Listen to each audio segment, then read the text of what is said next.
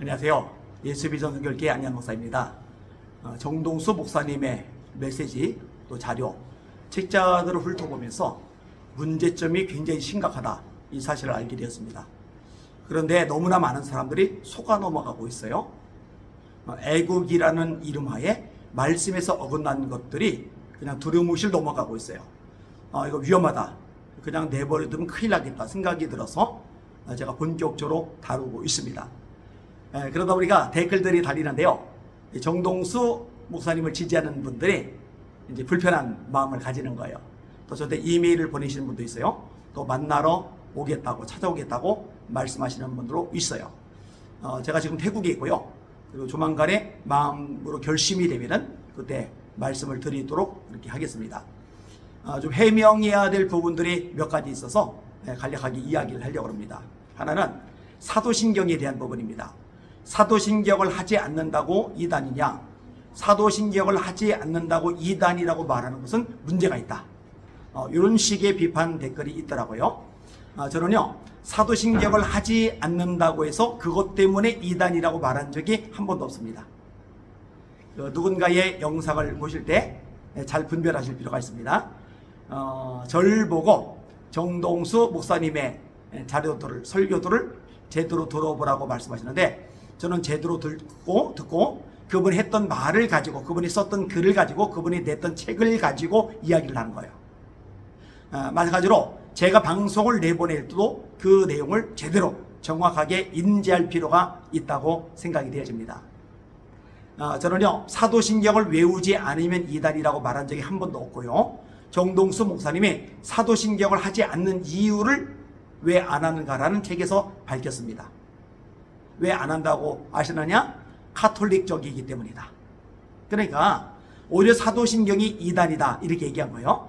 그러니까 사도신경과 연결해서 이단으로 이야기 끄집어낸 사람은 정동수 목사님이지 제가 아닙니다. 그래서 제가 수요예배 때 사도신경이 성경적인 근거를 가지고 있다는 그 내용에 대해서 설교를 했습니다. 우리가 지금 외우고 있는 그 사도신경을 말하는 거예요. 우리가 외우고 있는 그 사도신경, 여러분 어떤 것이든지 하나님의 말씀에서 어긋나면은 그거는 받아들이면 안 됩니다. 유명한 신학자 말도 마찬가지예요. 큰 교회 목회자 말도 마찬가지예요. 근데 하나님의 말씀의 뿌리를 내린 정확한 말씀의 근거를 둔 그런 메시지라면요, 그것에조차 배격하고 멀리하고 또 그 부분을 이단이라고 말할 수는 없는 겁니다. 사도신경에 대한 거 이단 아니에요. 사도신경에 나오는 내용들 말씀에서 벗어나는 거 아니에요. 사도신경의 내용들 카톨릭적인 거 아니에요. 성경적입니다. 그래서 제가 한번 설교를 했고요. 다시 한번 그 뒷부분에 대해서 마저 설교를 할 생각입니다. 태국 일정 마치고 돌아가면은 제가 이야기하도록 하겠습니다. 그 다음에 주기도문에 대한 이야기는 맞아요. 이 주기도문은 예수님이 너희는 이렇게 기도하라고 말씀하셨어요. 주님이 하라고 하셨으니 우리는 할 뿐입니다. 십자가 지시기 이전에 하신 말씀이기 때문에 할 필요가 없다라는 논리는 바람직하지 않습니다. 그 다음에 하나님의 아들과 사람의 딸들의 결혼을 통해서 자녀들이 태어난 것, 그 하나님의 아들들이 천사를 말하는 거다. 천사와 사람이, 여자가 성관계를 맺어서 태어난 사람들, 그게 네피림이다. 이 부분에 대해서 제가 잘못된 해석이라고 이야기를 드렸습니다. 그리고 이제 조목조목 좀 더 구체적인 근거를 가지고 다루려고 그럽니다. 자, 예를 들면은 천동설, 그게 성경적이다. 지동설은 성경적이 아니다. 이런 식의 메시지를 전하게 되면은요, 세상 사람들이 볼 때, 야, 기독교는 반지성적이다 이렇게 말할 겁니다. 여러분, 성경 어디서 천동설이 옳다고 이야기를 끄집어냅니까?